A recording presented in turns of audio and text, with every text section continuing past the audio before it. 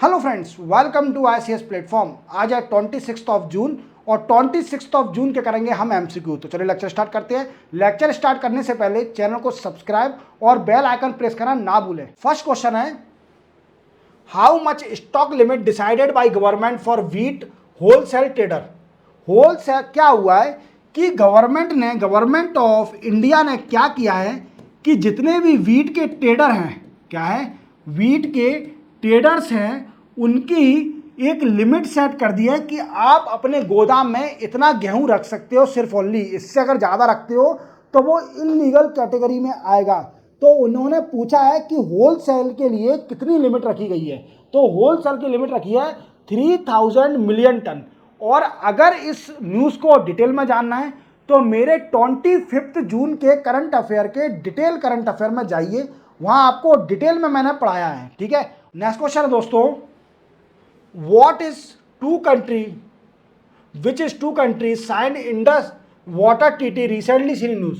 अब देखो, अभी रिसेंटली क्यों है अभी न्यूज में, पहले तो अपन समझते हैं इंडस वाटर टीटी है क्या। तो ये इंडिया और पाकिस्तान ने 1960 में एक टीटी साइन करी थी और इसमें डिसाइड करा गया था कि इंडस रिवर का वाटर कैसे दोनों रिवर मींस दोनों कंट्री में डिस्ट्रीब्यूशन होगा और दोनों कंट्री डाटा शेयर करेंगी रिलेटेड टू इंडस रिवर का डाटा शेयर करेंगी दोनों कंट्रियां। ठीक है, ये हो गया। अब ये न्यूज़ में ये क्यों है, ये न्यूज़ में इसलिए है क्योंकि 40 delegates from India and Pakistan से इंडिया की जम्मू कश्मीर की चेनाब रिवर के आसपास इंडस रिवर की जो ट्रिब्यूटरी है चेनाब, वहाँ पर विजिट किया है। ये पता करने के लिए कि कुछ पाकिस्तान ब्लेम कर रही है इंडिया के ऊपर कि इंडिया इस टीटी को वॉयलेट कर रहा है by developing some of hydro electricity power plant on the tributary of Chenab that stop the flow of water to Pakistan. Means वो हाइड्रो इलेक्ट्रिसिटी पावर प्लांट जो बन रहे हैं, डैम बन रहे हैं, उससे क्या होगा कि पाकिस्तान में पानी कम जाएगा और उनके बॉर्डर एरिया पर जो किसान रह रहे हैं उनको इफेक्ट करेगा। अब ये बात सही है कि गलत है, तो 40 delegate from India and Pakistan ऐसी साइडों पर जाएंगे और चेक करके बताएंगे कि डैम इफेक्ट करेगा कि नहीं करेगा। इसी के साथ चलते हैं अपन नेक्स्ट क्वेश्चन पर। नेक्स्ट क्वेश्चन है दोस्तों, which state government pass a resolution to change it state name. देखो, एक स्टेट है जिसने एक रेजोल्यूशन पास करा है अपनी स्टेट का नाम चेंज करने के लिए। मीन्स इंडिया में एक कोई स्टेट है जिसने अपना नाम चेंज करने के लिए अपनी लेजिस्लेटिव असेंबली में एक रेजोल्यूशन पास करा है। तो वो है दोस्तों, केरला गवर्नमेंट ने रेजोल्यूशन पास करा है और वो कह रहे हैं कि केरला का नाम कर दीजिए केरलम। क्या नाम कर दीजिए? केरलम। अब ये सेंटर के पास जाएगा इसका रेजोल्यूशन, फिर सेंटर इसको ऑथराइज करे या ना करे, that depend on the centre decision. से under article number 3 whole power in the hand of centre और union government to change the boundary and name of any state. Means अब centre इसको देखेगी, चेक करेगी, शायद कर दे कि नहीं कर दे। अगर सेंटर पास कर देती है तो स्टेट का नाम चेंज हो जाएगा। हालांकि केरला ये दूसरी बार ट्राई कर रही है। पहली बार रेजोल्यूशन पास करा था जब बीजेपी सरकार ने, व्हाट आई मीन्स मोदी सरकार ने, सेंट्रल गवर्नमेंट ने इसको रिजेक्ट कर दिया था। अगेन केरला गवर्नमेंट ने ये रेजोल्यूशन फिर से पास कराए कि हमारी स्टेट का नाम केरला से केलारम कर दिया जाए, क्योंकि केरलम ये मलयालम लैंग्वेज का वर्ड है और मलयालम लैंग्वेज बोली जाती है कहाँ पर? केरला में। इसी के साथ चलते हैं अपन नेक्स्ट क्वेश्चन पर। नेक्स्ट क्वेश्चन है दोस्तों, which ministry has chaired meeting for review the recent flood of Sikkim and Manipur. अब देखो, एक यूनियन मिनिस्टर हैं जिनका नाम है अमित शाह, सभी लोग जानते होंगे इनको। तो अमित शाह जी ने क्या करा है, एक मीटिंग को हेड किया है जो कि रिव्यू करेगी सिक्किम और मणिपुर में जो फ्लड आया था, मींस बाढ़ आई थी, उसको रिव्यू करेगी। और ये कई सारे इन्होंने पॉइंट दिए हैं। अगर आपको डिटेल में जाना है तो मेरे 24 जून के डिटेल करंट अफेयर के वीडियो में जाइए, वहाँ मैंने आपको ये डिटेल में पढ़ाया है कि यहाँ क्या क्या डिसीजन लिए गए और अमित शाह ने कौन कौन से डायरेक्शन दिए हैं स्टेट गवर्नमेंट को, यूनियन टेरिटरी को और ऑफिशियल को to set up to protect these state और the India from the flood. Okay, clear. इसी के साथ चलते हैं अपन नेक्स्ट क्वेश्चन पर। नेक्स्ट क्वेश्चन दोस्तों, what is Pushpak recently seen news. Pushpak क्या है? तो आप देख पा रहे होंगे पुष्पक, ये है पुष्पक जी और ये है reusable launch vehicle. Reusable launch vehicle है। व्हाट आई मीन्स, ये रॉकेट है और ये क्या करेगा, ये सैटेलाइट को लॉन्च करके पृथ्वी पर फिर से आ जाएगा, मीन्स इसको फिर से यूज कर सकते हैं। That is called a reusable launch vehicle. Clear. तो पुष्पक क्या है, एक रीयूजेबल लॉन्च व्हीकल है, याद रखना। चलते हैं अपन नेक्स्ट क्वेश्चन पर। नेक्स्ट क्वेश्चन है दोस्तों, what is the India rank in world investment report. World investment report में 2024 की रिपोर्ट आई है। अब इसमें इंडिया की रैंक बताइए कि जो फॉरेन डायरेक्ट इन्वेस्टमेंट है, अगर उसके हिसाब से देखा जाए तो इंडिया की रैंक क्या है। तो इंडिया की रैंक आई है 15th रैंक आई है।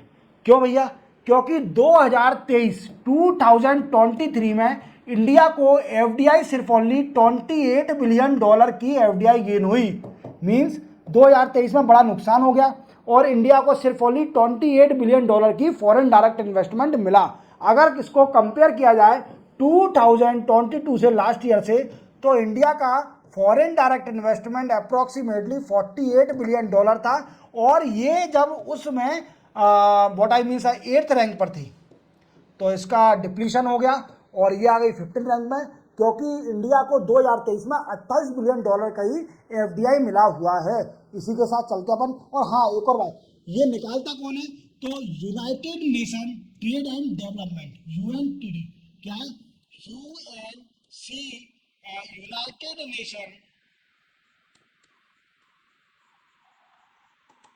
Conference on trade and development. Clear. UNCTAD, short में इसको बोलते हैं यूएनसीटीडी, ये निकालती है। याद रखोगे, ये पेरेंट ऑर्गेनाइजेशन है, यही निकालती है वर्ल्ड इन्वेस्टमेंट रिपोर्ट। क्लियर। 2024 क्या है, इंडिया की रैंक है 15। इसी के साथ चलते हैं अपन नेक्स्ट क्वेश्चन पर। नेक्स्ट क्वेश्चन है दोस्तों, India first pilot project for underground coal gasification started in which state.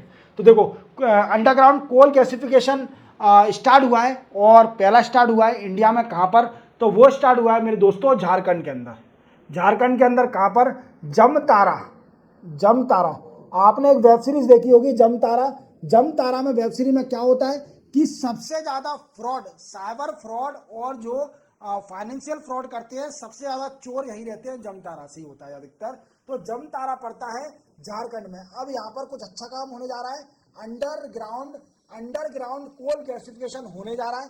और इससे क्या होगा दोस्तों, क्या करेगी सरकार, इससे क्या करेगी, कोल को convert into methane gas. Methane, ठीक है, मीथेन गैस में कन्वर्ट करेगी और उसका यूज करेगी मीथेन का। क्लियर। इसी के साथ चलते हैं अपन नेक्स्ट क्वेश्चन पर। नेक्स्ट क्वेश्चन है दोस्तों, what is the India rank in global energy transition index. Global energy transition index में क्या है इंडिया की रैंक, 63 है आउट ऑफ 120। और टॉप किसने किया है दोस्तों, टॉप किया है स्वीडन कंट्री ने। और स्वीडन कंट्री कौन है, स्कैंडिनेवियन कंट्रियां हैं। क्लियर। इसी के साथ चलते हैं अपन नेक्स्ट क्वेश्चन पर। नेक्स्ट और लास्ट क्वेश्चन है आज का, Indian Army open Kalubar war memorial in which state और यूनियन टेरिटरी। तो ये स्टार्ट किया है, मीन्स ओपन किया है लद्दाख के अंदर। और इसका मेन मोटिव क्या है, देखो आपको मालूम है 25 साल हो गए 25th anniversary of Kargil war. Clear. और इस उपाधि के लिए जो लोग शहीद हुए थे कारगिल वार में, उनको श्रद्धांजलि देने के लिए ये मेमोरियल वार बना गया है, जो कि लद्दाख में बनाया गया है। इसी के साथ 26 जून के एमसीक्यू कंप्लीट होते हैं। चैनल को सब्सक्राइब और बेल आइकन प्रेस करना ना भूलें। मिलते हैं कल 27 जून को, तब तक के लिए जय हिंद।